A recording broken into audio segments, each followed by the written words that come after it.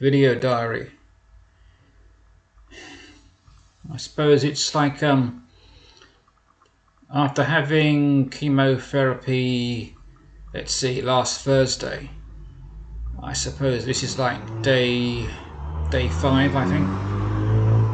So less than a week.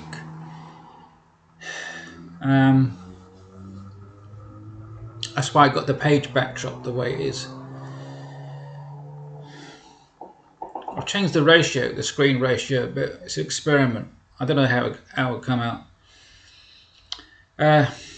So I'm gonna I've decided I'm gonna add some stuff that I didn't the first 2 videos in terms of the changes, and I think it's because it wasn't too many or none. That's probably why it wasn't prominent. But the day before yesterday, I had a really long sleep. I think I was asleep for maybe 13 hours, somewhere between 13 and 15 hours. I actually went for a nap, I think, because you need a good nap when you're on chemotherapy. So, and even if you don't realise it, you've got to do it. You've got no choice. So I had like a nap, and I figured it'd be like a couple of hours. But I was there for like at least 13 hours. So when I got up, I didn't know what day it was. Then the next day, I think I had about a dozen hours sleep.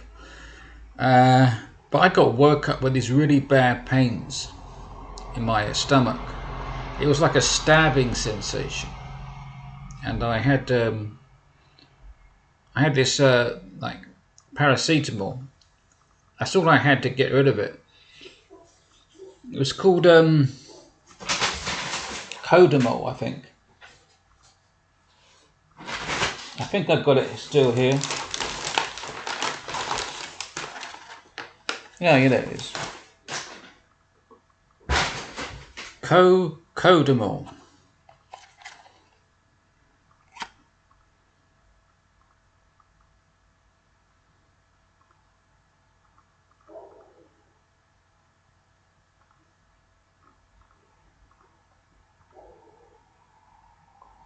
Yeah, this is a one level above regular paracetamol. That's why I got it. I never tried it before. They're a bit bigger than regular paracetamol because there's extra inside it. I nearly did the maximum dosage because it was really bad, and I had to take an important phone call that day, and I had to be up for it between 9 a.m. and noon because it was really important. One of those phone calls you've got to take. So I had to be up maybe sooner than I would like based upon the way things are. But the pain woke me up. And this thing here, I think it helped. I don't know. It's difficult to say. I had to spread it throughout the day and took it as needed rather than overdo it. So I don't know if I just had the problem fade away or this kicked in. But at least it sorted itself out, but it wasn't perfect. This is like the day after that. And yeah, this is the day after, and I got like these minor pains in the stomach. But as long as they stay minor, it's all right. So that part's good.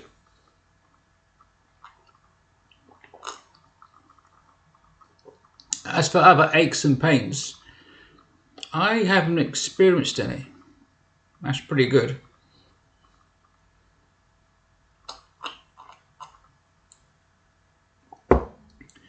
Another weird thing that happened yesterday in the evening, I got a small nosebleed on my left nostril. It sort of went away within 30 seconds, so that was good. And there were no repercussions still today. It's just like sort of happened. I haven't had a nosebleed in so many years I can't remember the last time it happened. That's a good thing historically. But if it only happens once, that's alright.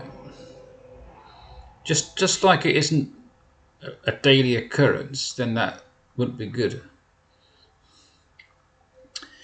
As for other things, I'm eating okay.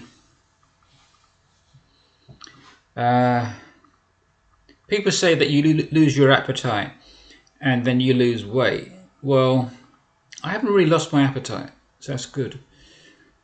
And I haven't lost weight compared to my last checkup, so that's good. I'm about 66 kg, which I think is like 10.3 stone, which is my ideal weight for my frame size and height. So I've got like a body mass index of, I think it's like 21 or like 20.5, which turns out to be like perfect for my like physique. So I got no problem there. What else is there? Oh yeah, the chemo pump. That was on my arm, this arm. Yeah, that was removed by the hospital yesterday evening.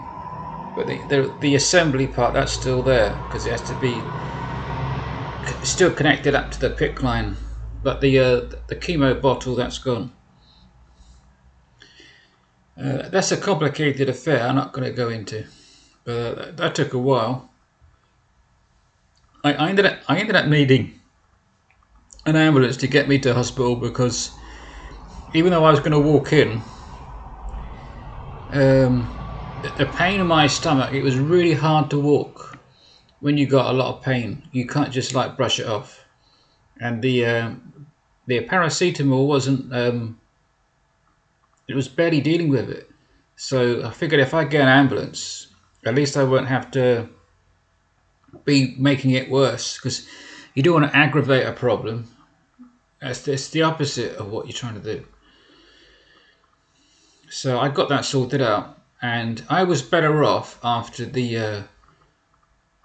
I got the pump removed, and then I was able to make it home on a couple of trains. I think because even though the problem was there, it was only in the background, so it didn't make any difference. I don't mind the background pain. It's better to be some pain, but as long as it's in the background, I don't mind. So that was the vacuum pump was removed, and the pains went away, I suppose 90%. And that's all I have to report today. Other than I got an upgrade for the video software that's being used to record this. This is the latest version. I can't remember what it was called, but I got it on a trial. I'm going to keep using it until it like expires or something like that. Well, that's it for today. Today's update. My cancer recovery mission, which started, I suppose last week, although it does go back months before that when I was diagnosed, but nothing was done after I was diagnosed because I had to have a lot of tests, more tests than I realised. I think there might be a couple of tests as cancer is serious, but it was more than just a couple. But all that's out of the way, and the only further tests I'm going to have to do is to see how well the chemotherapy is working when I come to the end of the first batch of treatment, and that'll be in about 12 weeks time. So I have to see how that goes. That's me signing off for this video. I try and do one every day, but if I can't, that's because there's nothing to report. Right, that's it. Press the stop button and that'll be it.